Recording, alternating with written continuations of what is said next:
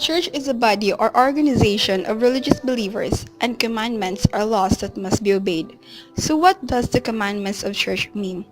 The commandments of church is a list of religious and moral imperatives that must be obeyed by the religious Christians believers. This is important because it strengthens the bond between them and the church. First, we will start by knowing the six chief commandments and laws of the church.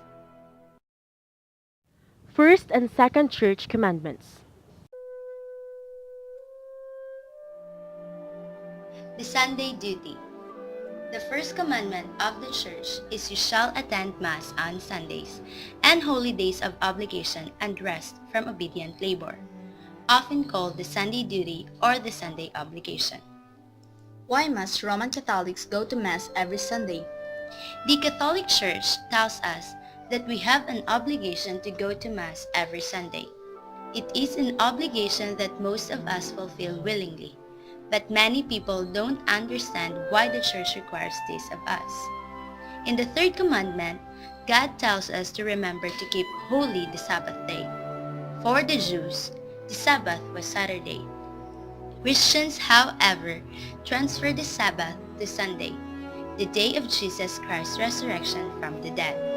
The church tells us that we have an obligation to fulfill the third commandment by refraining from unnecessary work on Sunday, and by participating in the Mass, our chief form of worship as Christians. Can we worship privately? Private worship is not enough. From the earliest days of the church, Christians have understood that being a Christian isn't a private matter. We are called to be Christians together. While we can and should engage in the private worship of God throughout the week, our primary form of worship is public and communal, which is why Sunday Mass is so important. What sin does a Catholic commit who through his own fault misses Mass on a Sunday or holy day of obligation? A Catholic who through his own fault misses Mass on a Sunday or holy day of obligation commits a mortal sin. Keep you my Sabbath, for it is holy unto you. Exodus chapter 31, verse 14. The second commandment of the church is, you shall observe the days of fasting and abstinence established by the church. Fasting and abstinence, along with prayer and almsgiving, are powerful tools in developing our spiritual life. Today, the church requires Catholics to fast only on Ash Wednesdays and Good Friday, and to refrain from it on the Fridays during Lent. On all other Fridays of the year, we may perform some other penance in place of abstinence. What is a fast day? A fast day is a day on which only one full meal is allowed, but in the morning and evening, some food may be taken, the quantity and quality of which are determined by approved local custom. Who are the obliged to observe the fast days of the church? All baptized persons between the age of 21 and 59 are obliged to observe the fast days of the church, unless they are excused or dispensed. What is a day of abstinence?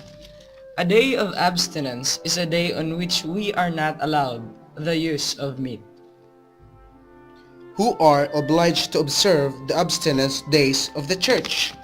All Catholics who have passed their 14th birthday and have attained the use of reasons are obliged to observe the abstinence days of the church, unless excused or dispensed. Why does the church command us to fast and abstain? The church commands us to fast and to abstain in order that we may control the desires of the flesh, raise our minds more freely to God, and make satisfaction for sin. But thou, when thou dost fast, anoint thy head, wash thy face, so that thou mayest not be seen fasting by men, but by thy Father who is in secret, and thy Father who sees in secret will reward thee. According Why does the church make Fridays of Lent days of abstinence? The church makes Fridays of Lent days of abstinence in order that we may do penance for our sins, and also in order that we may prepare ourselves more worthily for Good Friday, when we commemorate the death of Jesus Christ. How can we know the days appointed for fast or abstinence? We can know the days appointed for fast or abstinence from the instructions of our bishops and priests.